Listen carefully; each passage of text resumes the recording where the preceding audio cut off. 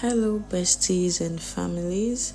Make fried rice and turkey with me while I tell you a little thing about myself growing up. Growing up, I grew up amongst an extended family. I didn't just grow up with mommy, daddy, and my siblings. At first, I grew up with just my mom, and then I went to stay with my aunties and uncles after a while. Now, let me tell you the one person I learned cooking from a lot of people, not just my mom. I learned from my dad. My dad is a great cook. I learned from my aunties. My aunties growing up back then, when they are cooking, I always help them out in the kitchen. They always make sure we help them out in the kitchen. Even sometimes when we frown our faces and do our faces, they'll be like, we still need to help them in the kitchen so that when we grow up, we'll be able to cook in the kitchen as well.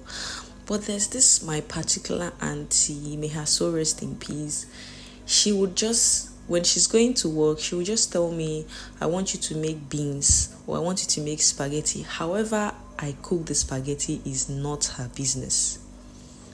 She doesn't tell me, okay, when you're cooking the spaghetti, you put water first, you put meat first, you put this one first. She would just say, make spaghetti. Or she would just say, make beans. And I was just 9 years old then. I was in a primary school. I think I was in primary 5 or so.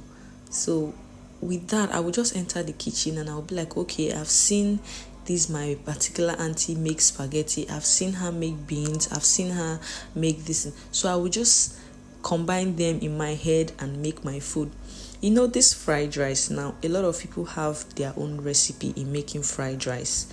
That is why when you're growing up, it's good to not just learn from your mom and dad. It's good to also go out and also learn different recipe from other people. It's called an advanced learning. So my fried rice have different types. This particular one I'm making is just a simple fried rice. I'm not using too much. I'm just using my normal recipe that is meant to be used. I only added ginger and garlic to it. So what I'm trying to say is, you shouldn't, just because you learned cooking from your mom or from your dad, if he's a good cook, you think you know how to cook.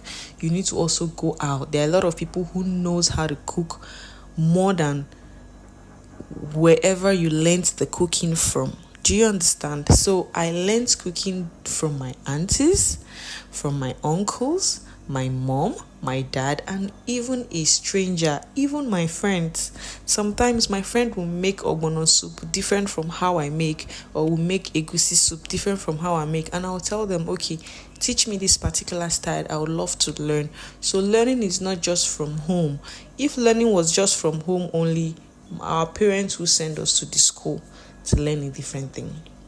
Anyways, my fried rice is not too much. It's just made up of turkey and gizzard. My husband does not like liver, so I made use of gizzard only instead. My fried rice, you saw the recipe. I put the oil in the fire, put my ginger, garlic powder, curry, thyme, and a little bit of fried rice spice. I don't like my fried rice to be too colored, so it won't upset my stomach or my husband's or son's stomach. But anyways, it tastes really good. Frying my fried rice sauce, I didn't use more, just I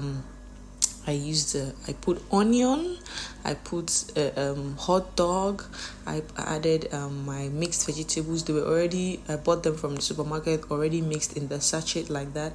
I added my red, yellow, green pepper, and I fried them a little bit and covered them for a while. I added my spices. And then, I just stirred it up and allowed it to cook. It was a very nice and easy method. And I know there are other people out there who has their own method that also tastes good and better. But trust me, this fried rice, funny thing is, this fried rice, I didn't learn how to make fried rice from my uncles, aunties, or my mom and dad. Growing up, it was just swallow. I learned how to make soup from them, oha soup, vegetable soup, ogbono soup, other types of soup, edikaikong, afang, and the rest of it. But this fried rice, I learned fried rice on my own. I watched a video on the internet making fried rice. I was still very, very young then. I think that was like 5-6 years back.